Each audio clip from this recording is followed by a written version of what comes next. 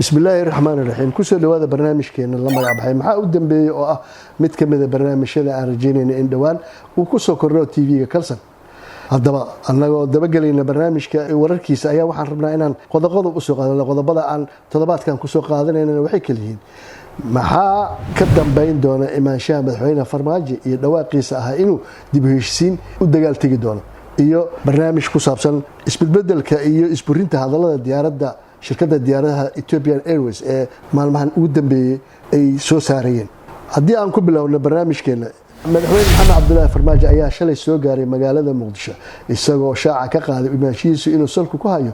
isaga iyo madaxweyne xasan sheekh maxamuud kulankoodii ka dhacay magaalada Doha ee dalka Qatar ee ahaa in ay ka wada shaqeeyaan sidii dib u heshiisiin guud loo sameyn lahaa inuu kaalinteedii bilaabi doono iyo hawsheeda sidoo kale waxaa jira in madaxweyne farmaajo uu ka mid yahay xubnaha golaha baarlamaanka ee haatan u fadhiya doodista ama ka doodista barnaamijka dastuurka la filayo inuu ka mid noqdo qodobada uu imid magaalada inuu ka qayb qaato doodaas waxaan ognahay in muddooyinkii ugu dambeeyay barnaamijka dastuurka uu ahaa midka ugu muhiimsan ee maalmaha ugu dambeeyay xildhibaanada baarlamaanku ay ka doodayeen waliba ayagoo si adag uga hadlayay qodobada uu ka kooban yahay barnaamijkan dastuurka waxaa moodaa in indhaha lagu wada hayo wax ka bedelka dastuurka dalka oo ah qodob xasaasi ah oo salka ku haya mustaqbalka Soomaaliya iyo sida ay noqon doonto xaaladeeda isbedelka dastuurka ayaa ahaa mid ay mar walba madaxweynayaasha dalkan soo maray mid kastoo ka mid ah uu sheegi jiray in uu wax ka bedeli doono dastuurka balse markii ay timid xilligan hadda uu xilka hayo madaxweyne xasan sheekh maxamuud in wax laga bedelo dastuurka ama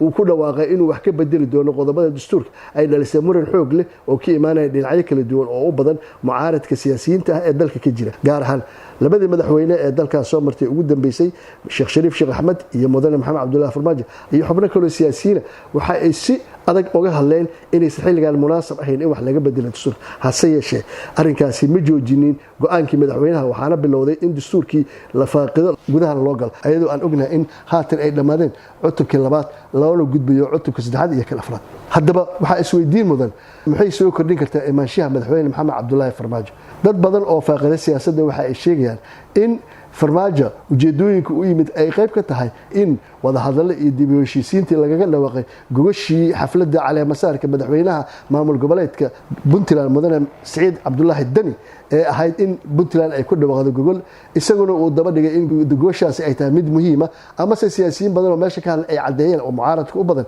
inay tahay mid loo baahan yahay xilligan in la helo xal u helid ismaandhaafka siyaasadeed ee jira ayaad moodaa inay daba socoto iyadoo dhinaca kalena dhawaaqiisaba ay ku jirtay madaxweyne farmaajo in imaanshihiisani uu yahay mid uu kaga dhabaynayo ku dhawaaqiisa ahaa ama uu daba joogo heshiiskii isagii madaxweyne xasan sheekh ay ku gaareen Doha haddaba aan isweydiinay maxay keeni kartaa imaanshiyaha madaxweyne farmaajo marka la soo hadal qaado waxaa imaanaya inay bilaaban doonaan kulamo isaga iyo siyaasiyiinta ma noqon doonaan kulamadiisu kuwa mucaarad kaliya ku kooban mise waxay noqon doonaan mid mucaarad iyo muxaafidba loo galo oo loo wada jiro waanu eegi doonaa waxa ka soo baxa hayeeshee dhinaca kale markaan ka eegno waxaa dadka qaarkiis ay tilmaamayaan in imaanshihiisu uu salku ku hayo inuu ka qayb galo maadaama uu yahay xubin baarlamaan oo ka tirsan baarlamaanka doodiisana uu ka dhiibto isagoo aan filayno sida lagu yaqaan siyaasiyiintuba inuu ka dhex abuuri doono kuldado iyo siyaasiyiin bahaysiye ah oo dooda baarlamaanka ee isaga iyo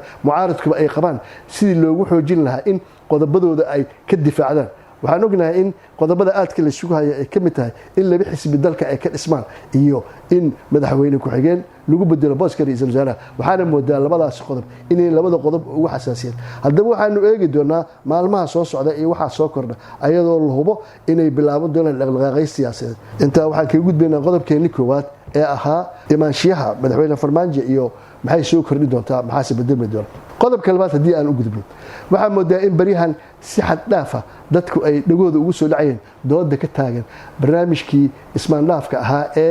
diyaaradaha dalka yimaada iyo barnaamijka saadaasha hawada iyo murunkii dhex maray Somaliland iyo dawladda federaalka ah ee ku saabsanaa arinta duulimaadyada dalka diyaaradaha dulmara ee hay'adda saadaasha hawada waxa jira maalmihii ugu dambeeyay inay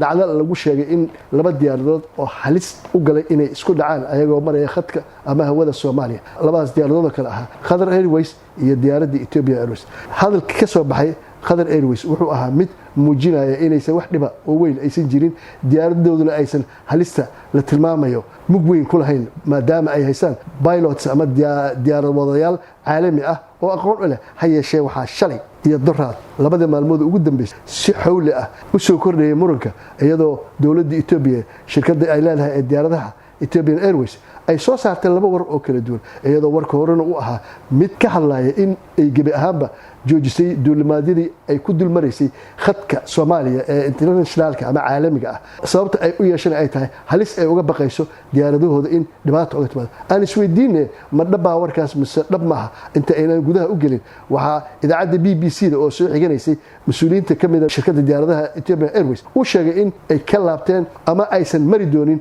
khadka Soomaaliya taasoo ah mid sida la sheegay khatar ka timid awgeed ay u xiganayeen inay u joojiyeen ha yeeshee isla muddo kooban gudaheed waxaa soo baxay war kale oo beeninaya burinayana in ay Itoobiya bedeshay duulimaadyada ay ku dulmaraysay khadka Soomaaliya haddaba waxaa isweydiin leh maxaa keenay isburinta ma waxay qayb ka tahay dagaalka siyaasadeed ee dalka Soomaaliya iyo Itoobiya iyo murunkii ka dhashay badda siixeedii ay kala gaareen Somaliland iyo Itoobiya dabcan arinta ugu muhiimsan ee xaqiiqada waxay tahay inuu jiro ismaandhaafkaas uuna sabab u yahay buuqaas ka dhashay heshiiskaas ay wada siixdeen Itoobiya iyo Somaliland laakiin waxa meesha ku jirta qodobo badan oo u baahan in dib loo eego gaar ahaan dawladda Soomaaliya maxaa kala gudboon isburintan iyo weerarkan dhinaca duulimaadyada ah oo Itoobiya diyaaradeeda bilowday Soomaaliya oo aan ognahay in tan iyo markii ay ka bilaabeen duulimaadyada caalamiga oo ay bilowday Turkish Airways inay suurtagal u noqotay in diyaarado far badan ay Soomaaliya hawadeeda iyo gudaheedaba ay yimaadeen international flightsna si toos looga helo Soomaaliya sida